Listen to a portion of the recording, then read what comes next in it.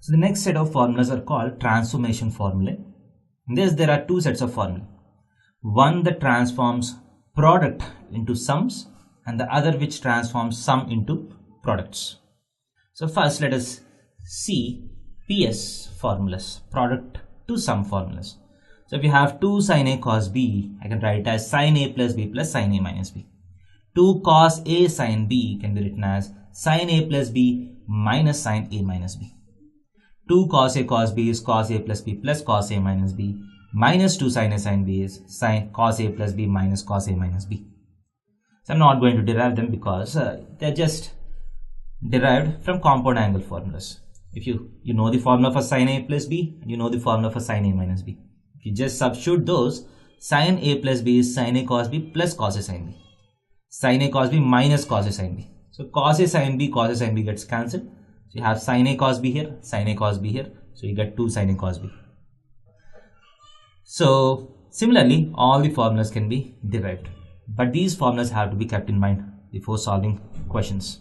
So in questions, you might be needing to use this transformations. So whenever you need to transform product into sums, you can use these 4 formulae. And the next part of this transformation formula is sum to product formulae. And these formulas are also called CD formulas. Let us see why they are called CD formulas. So the formulas are something like this. First, sin C plus sin D is equal to 2 sin C plus D by 2 cos C minus D by 2. Sin C plus sin D is 2 sin C plus D by 2 cos C minus D by 2. Similarly, sin C minus sin D is equal to 2 sin C minus D by 2 into cos C plus D by 2. So sin C plus sin D, you have formula sin C minus sin D. So for sin C plus sin D, you have 1 sin and 1 cos. Sin C minus sin D also you have 1 sin and 1 cos. If you have plus here, plus comes inside sin. If you have minus here, minus comes inside sin.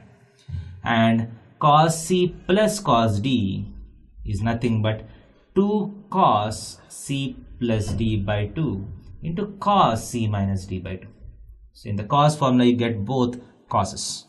And cos C minus cos D is equal to minus 2 sin C plus D by 2 into sin C minus D by 2. So in the cos formulas, you get either both cos or both sines.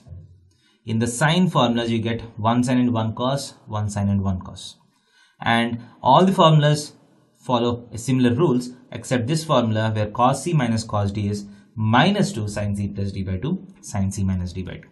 And these can be derived using the previous formulas. So 2 sin minus 2 sin C sin D minus 2 sin C sin D is cos C plus D by 2 minus cos C minus D by 2, right? We have already seen the previous formulas. If you just convert this into product to sum, you get this formula.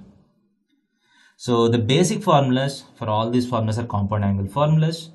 So once you derive the compound angle formulas, from the compound angle formulas, you can derive these transformation formulas.